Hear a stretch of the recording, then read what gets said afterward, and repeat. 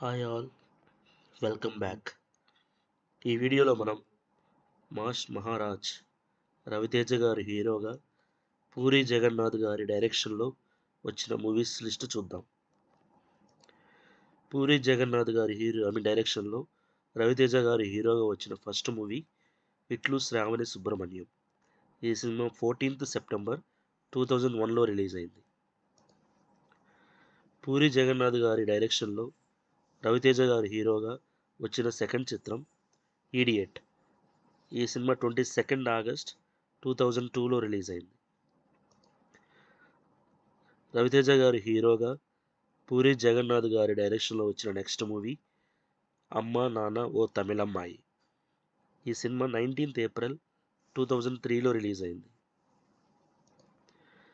పూరి జగన్నాథ్ గారు అండ్ రవితేజ గారు కాంబినేషన్లో వచ్చిన 4వ చిత్రం నేనింతే. ఈ సినిమా 19th డిసెంబర్ 2008లో రిలీజ్ అయింది.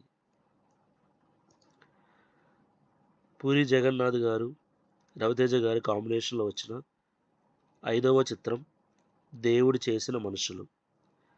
ఈ సినిమా 14th ఆగస్ట్ 2012లో రిలీజ్ అయింది. ఈ సినిమాతో కలిపి ఇప్పటి వరకు పూరి జగన్నాథ్ గారి డైరెక్షన్లో రవితేజ గారి హీరోగా మొత్తం 5 చిత్రాలు వచ్చాయి.